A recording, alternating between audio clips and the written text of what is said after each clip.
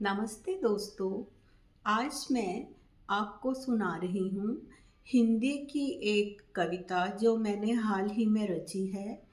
कुछ महीने पहले मैंने एक कविता लिखी थी जिसका मुख्य बिंदु ये था कि जो पक्षी है अपनी कैद से आज़ाद तो होना चाहते हैं, परंतु खुले आसमान में मंडराते चील और गिद्धों को देखकर परेशान हो जाते हैं और अपना मन बनाते हैं कि इससे अच्छा तो पिंजरे में ही कैद रहें।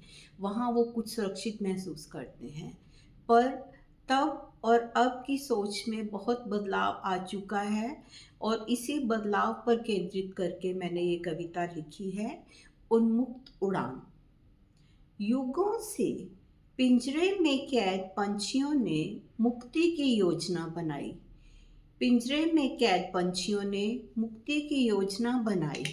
बहेलिए से विनती की पिंजरे से मुक्त करने की।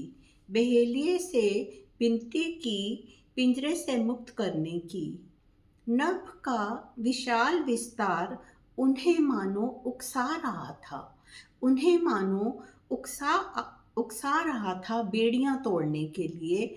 बेड़ियां तोड़ने के लिए मन ही मन भयभीत थी। मन ही मन भयभीत थी विस्तृत आकाश में उन्मुक्त उड़ान लेने से पहले। उन्मुक्त उड़ान लेने से पहले जहाँ चीलें और गिद्ध भी अपने बड़े बड़े पंख पसारे, अपने बड़े बड़े पंख पसारे, नुकीली चोंच, तीखे पंजों और शिकार के लिए पैनी दृष्टि के साथ शिकार के लिए पैनी दृष्टि के साथ उन्मुक्त उड़ते रहते हैं। उन्मुक्त उड़ते रहते हैं।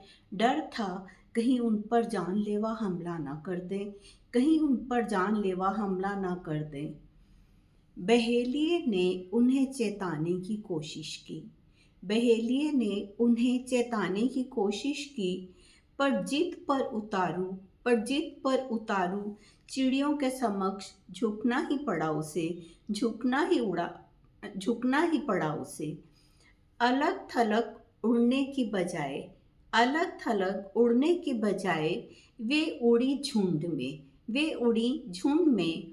उनका ये चातुर्य देखकर अब चीलें भी सकते में आ गईं।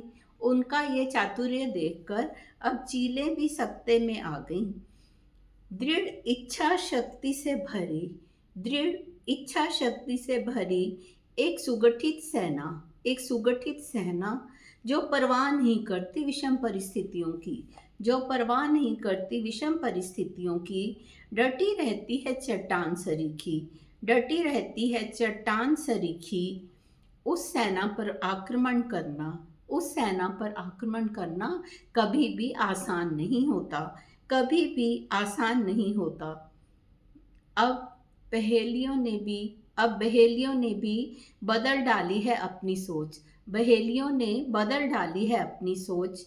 खुशियों से भरपूर फड़फड़ाते पंखों को देख फड़फड़ाते पंखों को देख और अपेक्षाकृत पसंद करते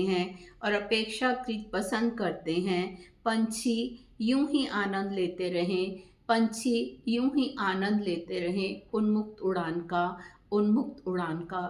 दोस्तों, उम्मीद करती हूँ आप भी मेरे इस ख्याल में शामिल होंगे और आपको ये कविता पसंद आई होगी। यूं ही स्नेह बनाए रखिए और मुझे सुनते रहिए। धन्यवाद।